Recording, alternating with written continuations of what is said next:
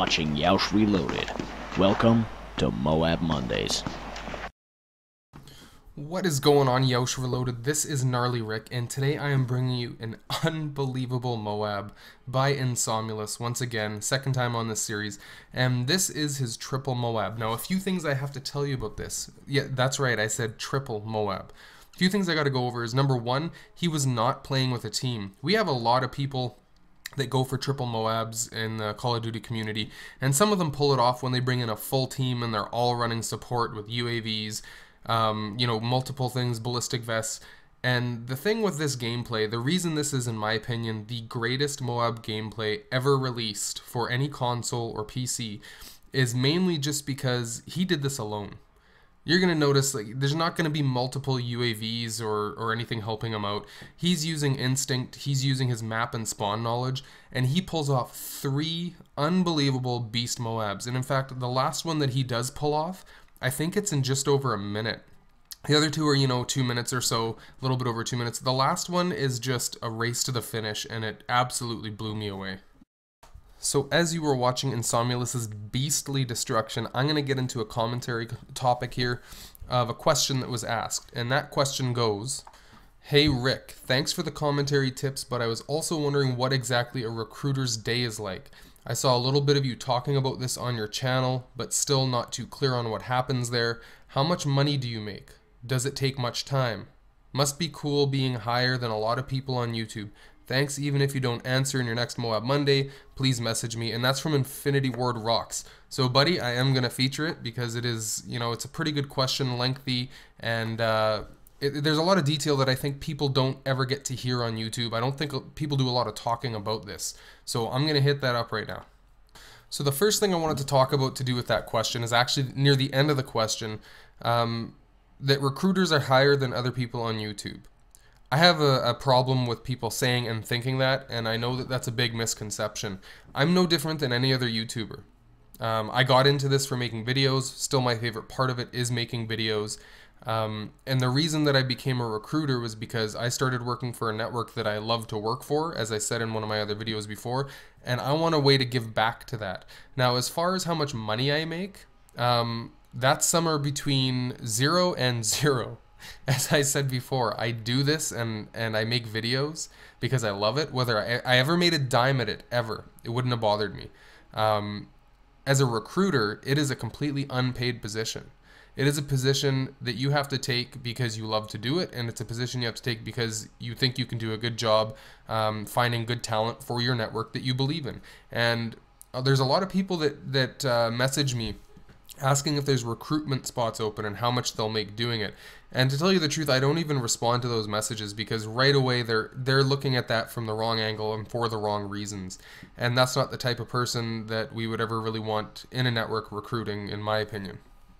Now, you should be paying attention to this MOAB count. Insomulos about 30 seconds ago took his first MOAB, and he is doing a beastly race towards his second one. Make sure you are watching every second of this gameplay. It is epic, and I honestly don't know if we're ever going to see a MOAB of this caliber again. So to get into the second part of this question here, what is my day-to-day like as a person recruiting for Yeousch? Well, I'm going to throw a picture up here, and this is how my day starts every day. Every day I wake up and I grab my Gnarley cup there. That's what I call it. It's a nice bright orange. Got it from Starbucks. And I hop on my computer and I check out Skype and I check out YouTube and I look at basically kind of, I guess I would call it my caseload for the day. What I'm going to look into, you have to prioritize stuff. There's a lot of messages that come in that are very unrealistic that people are looking into. So I just basically take a look at everything that comes in and make some decisions on what I'm going to apply for the rest of the day. At that point, I work full-time. I work Monday through Friday. I get my weekends off, which is when I do most of my commentating. But at that point, I head off to work, but I've got my iPhone, my smartphone with me all day. And whenever I have, lunchtime or break times or whatever I can fit in, that's when I try and communicate with these different people. Now, there's 3 types of situations I get into as a recruiter. The first one is somebody that contacts me and they meet the minimum requirements for Yeousch, and they'd make either a good director or a good partner, and I contact them right back and let them know that I'm going to do what I can for them. Now that's where most people think it stops. They think that if you meet the requirements, you get a partnership. That is not true. You have to jive with the philosophy of the network. Recruiters and people above the recruiters, different management roles, have to enjoy your channel, think that you have something to bring to Yeousch. Just because you hit some numbers does not mean you're going to get a partnership. I want to make that very clear because a lot of people don't understand that. Now, the second situation I get is somebody contacting me that isn't even remotely close to meeting their requirements. They have a long way to go. And I think most people think that at that point, you don't stand a chance and there's no reason to be talking to different people in the network about partnerships. And that couldn't be furthest from the truth. Especially, I can't really speak for other networks, but Yeousch is a community network. I am willing to help somebody with 1 subscriber, 1,000 subscribers, or 10,000 subscribers. Whether it's with contacts that I know through graphics when you need work done, whether it's building your own channel, getting series started, critiquing work. I see that as a huge part of my recruitment job. I don't just want to snatch up people that are, ready for Yeousch.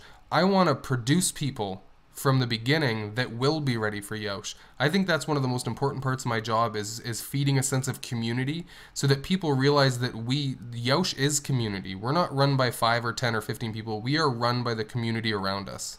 And the third type of person I get approached by for this entire recruitment deal is just people that would not fit with the network for a number of reasons. Maybe they're looking into different partnerships. There's that second MOAB right in time too. And this is the race to the finish. Make sure you're checking out every second of this.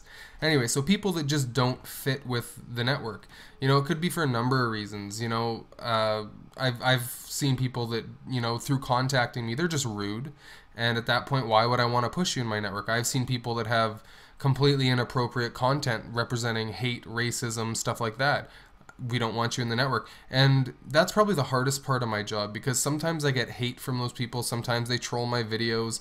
It's a double-edged sword, this volunteer position for Yeousch, in that, there can be a lot of good coming from it and a lot of satisfaction, but there can be a lot of bad. And with those people, I find it's best that I'm just very upfront with them, and I just let them know that they're not going to be a good fit for the network, and they should probably check something else out.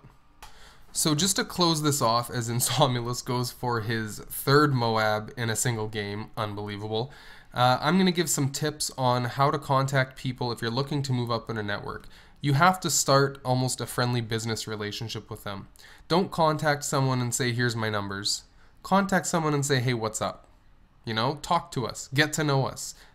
We want to bring people into the network that are going to represent us the way we want to be represented and that are friendly and helpful to other people. That's basically what we're looking for. Numbers are good and numbers have to be there, that's for sure, don't get me wrong.